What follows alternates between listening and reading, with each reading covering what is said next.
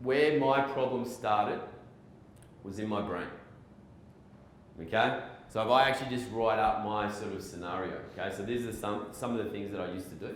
I used to work sometimes like 12-hour days. Well, we say that's relatively normal for a lot of people nowadays, yeah, okay? So I might have slept about 4.5 to 5 hours a day. And just to understand, can your body go through this process for a long period of time? It can. Yep. Okay, because this is what I would call, yeah, it's called hyper, I'm going to get a little bit technical here, hypercortisolemia. Okay, so hypercortisolemia in layman's terms, okay, elevated cortisol levels. So this is an acute phase of stress, yeah? Does that make sense?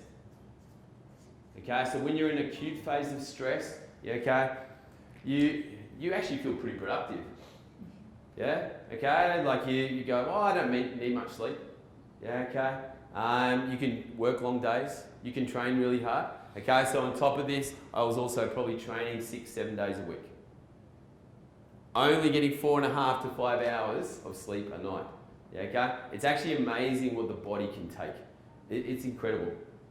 Okay, it can take an absolute battering, but understand it has its limitations as well. Okay, it will come back to bite you in the backside at some point, yeah, okay? So I was basically just pushing my body. I won't go through every single thing that I was doing, yeah, okay? I was partying a little bit too hard, yeah, okay? So I work hard during the week, party on the weekends, okay? And look, I don't think my story is unusual.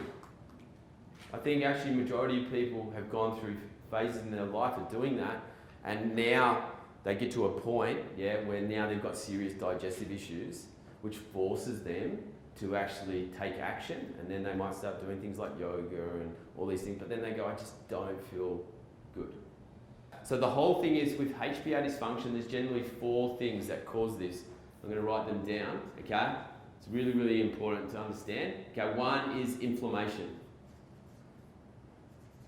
Okay, so if I'm going through all this, yeah, I'm causing a lot of things like muscle tissue breakdown, yeah, okay, I'm causing cellular damage by all the training that I was doing, yeah, okay, then I'm not able to repair because I'm not getting enough sleep. Would it be fair to say there's going to be a decent amount of inflammation in the body? Okay, so just understand with that HPA axis, okay, in the pituitary gland, there's a hormone called ACTH, adrenocorticotropic hormone. When you overproduce that hormone, that causes the release of anti-inflammatory interleukins. So you write this one down, do a little bit of research about it. It's called interleukin-4. Yeah, okay? I know it sounds confusing, okay? All interleukin means, yeah, it means communication between white blood cells. So this is not a bad thing, it's completely normal. Does that make sense, okay? But when it's getting produced all the time, okay, that can actually start to cause a lot of inflammation in the body, which it definitely would have been doing with me. Does that make sense? Yeah, okay? All right, so inflammation. And understand, at some point then you start to get bacterial issues. And then the byproducts of the bacteria, they also cause inflammation. Does that make sense?